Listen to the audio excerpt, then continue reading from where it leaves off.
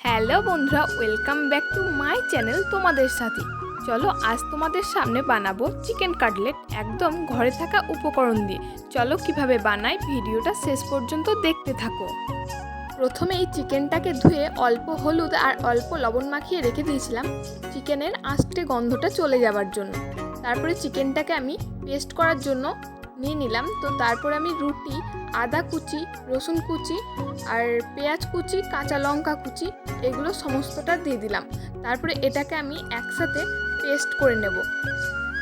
চলো এখন আমি পেস্ট করে নিই। আর আমার ভিডিওটা যদি তোমাদের ভালো লাগে লাইক, কমেন্ট, শেয়ার আর চ্যানেলটিকে সাবস্ক্রাইব করে রাখবে পরবর্তী ভিডিও পাওয়ার জন্য।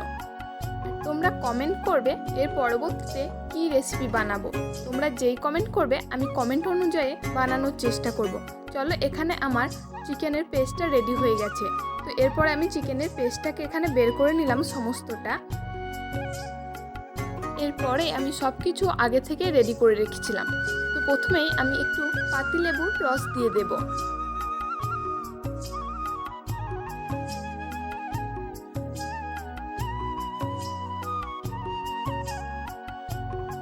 এরপর আমি এখানে একটু কর্নফ্লাওয়ার অ্যাড করে দিলাম, কারণ এটা আঠা ধরবে বলে।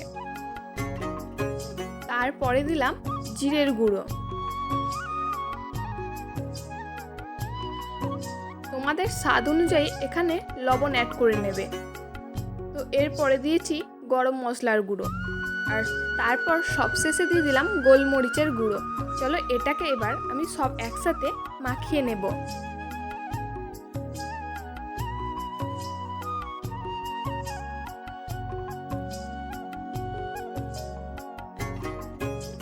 তো পেস্টটা আমার রেডি হয়ে গেছে। তো এরপরে আমি ঢাকা দিয়ে 15 মিনিট রেস্টের জন্য রেখে দেব। তো তারপরে আমি এখানে বিস্কুটের গুঁড়োটা আগে রেডি করে রেখেছিলাম, আর এখানে পেস্টটা দেখতেই পাচ্ছ এখানে। আর এরপর আমি ডিমগুলো ফাটিয়ে নেব। চলো ডিমগুলো ফেটে নিই। এখানে আমি 2টো ডিম নিয়েছিলাম, তোমাদের যেমন প্রয়োজন তোমরা সেই মতো ডিমটা নিয়ে নেবে।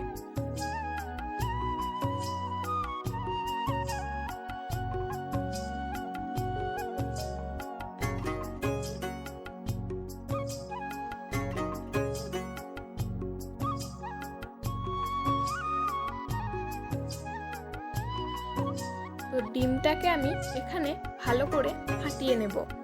তো তোমরা মনে করলে এখানেও একটু অল্প করে লবণ অ্যাড করে দিতে পারো। তো এখানে আমার প্রায় কাজ কমপ্লিট। এবার আমি কাটলেটগুলো বানাবো। তো তোমাদের যেরকম শেপ ভালো লাগে তোমরা সেইভাবে শেপটা দেবে। তো আমি যেরকম আমার ভালো লেগেছিল আমি সেইভাবেই শেপটা দেওয়ার চেষ্টা করছিলাম। তো দেখো তোমরা এইভাবেও বানাতে পারো। তো আমার কাছে কোনো রকম কাটার মেশিন ছিল না, তো আমি হাত দিয়েই বানিয়ে নিয়েছিলাম। তোমরা পারলে হাত দিয়ে বানিয়ে নিও কিংবা কাটার দিয়ে। যাই হোক আমার কাটলেটটা এখানে রেডি হয়ে গেছে। তো ফার্স্ট কোডিং আমি বিস্কুটের গুঁড়ো দিয়ে করে নিলাম। তো তারপরে আমি ডিম দিয়ে দেবো, তারপরে সেকেন্ড কোডিং দেবো। চলো ভিডিওটা দেখতে থাকো কিভাবে কি করছি না করছি।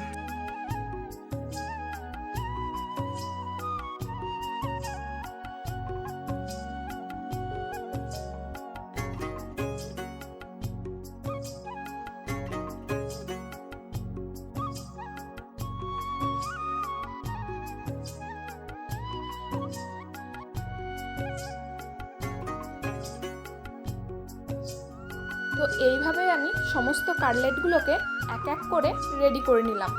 একসাথে রেডিটা করে রাখলে ভাজার সময় সুবিধা হয়। তো আগে থেকে সবগুলো আমি একসাথেই রেডি করে নিই।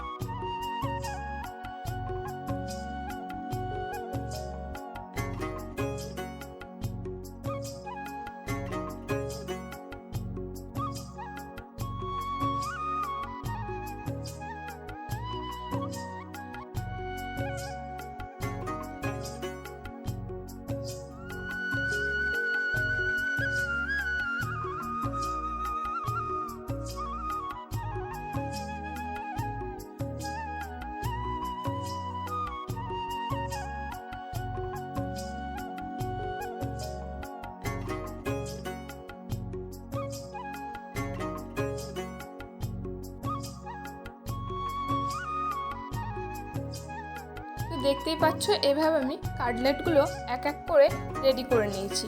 তো চলো এরপর আমি কাটলেটগুলোকে ভেজে নেব।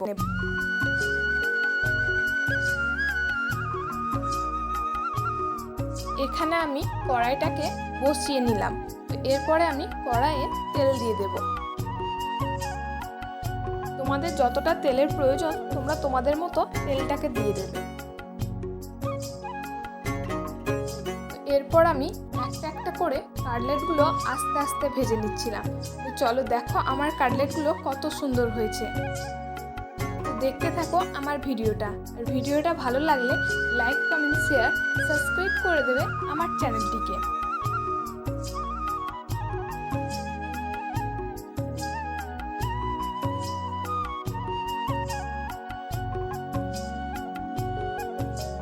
তো দেখতেই পাচ্ছ কাটলেটটা কতটা সুন্দর হয়েছে।